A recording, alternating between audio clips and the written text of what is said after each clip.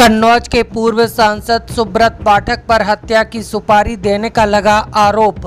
भाजपा महिला मोर्चा की जिला अध्यक्ष नेहा त्रिपाठी ने लगाया आरोप।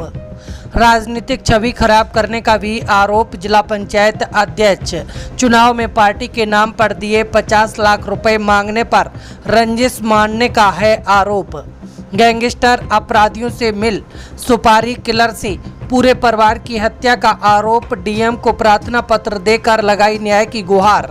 जी, मैं डीएम साहब के पास अपनी फरियाद लेकर के आई हूँ कि रोज़ प्रतिदिन में मुझे मानसिक रूप से टार्चर किया जा रहा है। मेरे परिवार के खिलाफ में षड्यंत्र रचा जा रहा है, मेरे खिलाफ में षड्यंत्र रचा जा रहा है। और ये षड्यंत्र के सूत्रधार जो है वो आदरणीय हमारे पूर्व सांसद सुब्रत पाठक जी, जिन्होंने हमारे गेस्ट हाउस को लेकर के हमें ये कहा कि हम भू माफिया हैं। मैं आप सब लोगों को ये बात को अवगत करा देती हूँ कि हमारी जितनी भी ज़मीनें हैं 35-40 बीघे से ज़्यादा ज़मीन नहीं, और जिसमें हम मेरे खुद के नाम पे सिर्फ 3 बीघे ज़मीन है। और 3 बीघे ज़मीन वाली महिला कैसे भू माफिया हो सकती है? और 35-40 बीघे की ज़मीन में हम मेरे ससुर साहब, मेरी सासू माँ, मेरे हस्बैंड और मेरे देवर देवरानी 6 लोग आते हैं। इतनी सी जमीन में कैसे लोग भू माफिया हो जाते हैं? जो ये बड़ा उससे कह रहे हैं कि चपुन्ना के भू माफिया। और रही बात मेरे गेस्ट हाउस की, राधा रानी गेस्ट हाउस की, तो आज इन्हें ये पर लग रहा है कि वो हमने सरकारी भूमि में बनाया है, अवैध जमीन पे कब्जा किया है। तब क्यों नहीं लग रहा था जब 5 साल से उसी में दावतें खा रहे थे, भारतीय जनता पार्टी की मीटिंगें कर रहे थे, हमारा पैसा खर्च करवा रहे थे, रोज मीटिंगें हो रही थी, तब क्यों नहीं ये आपको लग रहा था? आप पूर्व सांसद के ऊपर एक आरोप लगा रहे हैं। बिल्कुल, आप भी बीजेपी के कार्यकर्ता। मैं बीजेपी की कार्यकर्ता हूं और बीजेपी में ही काम करती हूं शुरू से लेके लास्ट तक। जब तक मेरा जीवन मुझे अलाउ करेगा, जब तक ये कन्नौज के नेता मुझे सहज भारतीय जनता पार्टी में रहने देंगे, तब तक मैं भारतीय जनता पार्टी की ही सदस्य हूँ। पार्टी में आपने इसकी उच्च पद पे लोगों से शिकायत की है? मैंने ये इस विषय के बारे में यहाँ से लेके प्रदेश अध्यक्ष तक को सबको सारी बातें पता है। और आज से नहीं पता है, ये पिछले 2 सालों से पता है।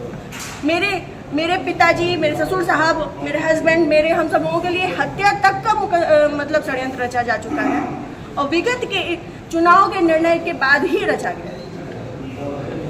पिछली 4 जून को रिजल्ट आया है, पिछली 3 जून को ये हमारे गांव गए थे। हमारे गांव जाकर के इन्होंने, हमारे राइवल्स हैं जो, उनके घर जाकर के इन्होंने 2 घंटे की बैठक रखी जिसमें षड्यंत्र रचा गया। और उसके बाद ही उसी दिन इनके एक प्रमुख कार्यकर्ता कहिए, चमचे कहिए, कुछ भी कहिए, वो जीतू त्रिपाठी, उन्होंने मेरे ससुर साहब को फ़ोन किया, जिसकी मैं रिकॉर्डिंग आप सबको भेजूंगी और चाहूंगी कि मीडिया में आप चलाएं। उन्होंने मेरे ससुर साहब को धमकी दी कि अगर चपुन्ना चुनाव नहीं जीता तो आपको 4 तारीख के बाद देख लिया जाएगा। उसके बाद से ये सारा षड्यंत्र रचा गया। क्या चुनाव हरवाने में आपका भी श्रेय जाता है? मैं भारतीय जनता जिस पार्टी तरीके से वो की आरोप लगा रहे हैं, क्या वो कुछ भी कहे? वो तो ये भी कह रहे हैं कि भाई नेहा त्रिपाठी ने 20 लाख रुपए ले लिए थे सपा से। वो तो उनका मुंह है, कुछ भी कह सकते हैं।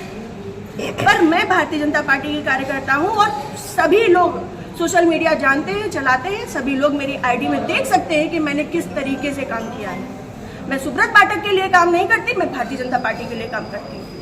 आपने प्रशासन और पुलिस से शिकायत की इस बारे में? जी, मैंने पिछली 25 तारीख को प्रशासन पुलिस से शिकायत की थी, जिसमें सीओजी की टीम गठित है और अभी तक कोई भी पकड़ा नहीं गया। क्या मानती है पुलिस, प्रशासन और पुलिस दोनों लापरवाही कर रहे हैं? संभवतः हो सकता है, क्योंकि जिस हिसाब से अब दिन बीतते जा रहे हैं तो मेरा भी सब्र का पैमाना टूटता जा रहा है। और मुझे, मेरे परिवार को बहुत ज़्यादा खतरा है इन लोगों से जो हमारे दुश्मन हैं। चूँकि सुब्रत पाठक जी ने, हमारे जो राइवल्स हैं, सभी आजीवन कारावास के मुजरिम हैं। सभी आजीवन कारावास के मुजरिम हैं। मैंने इसमें लिख के भी दिया है। संदीप तिवारी, प्रदीप तिवारी, मनोज अग्निहोत्री, ये बलात्कारी केस के और आजीवन कारावास, गैंगस्टर, इन पे सब तरीके की धाराएं लग चुकी हैं इनमें, ऐसे लोगों के साथ में। और जिसको इन्होंने हम लोगों की सुपारी दी है, अखिलेश यादव उर्फ छक्की, वो इनके, हाँ, यहाँ ठटिया का ही निवासी है, गांव झहुआ है उसका। वो इन लोगों के साथ में सुब्रत पाठक के साथ में भी जेल में रहा है और इन लोगों के साथ में भी जेल में रहा है फरार है और अभी फरार है। मोटरसाइकिल और इन लोगों की मोटरसाइकिल भी उनके पास है, अभी तक वो भी बरामद नहीं हुई है। ये लोग सिर्फ मेरा मानसिक, शारीरिक और चारित्रिक शोषण करते आ रहे हैं 2 साल से। मैं 3 साल से मैं बहुत ज़्यादा परेशान हो चुकी हूँ। अब ये चीज़ें नहीं होंगी। आज आपने जिलाधिकारी से बातचीत की है, क्या उन्होंने आश्वासन दिया? उन्होंने मुझे पूर्ण आश्वासन दिया है कि इस पे निष्पक्ष जांच होगी, क्योंकि हमारे पास रिकॉर्ड्स भी हैं, हमारे पास सबूत भी हैं और बहुत सारी चीज़ों के सबूत हैं। समय आने पे मैं वो सब आपके सामने रखूंगी।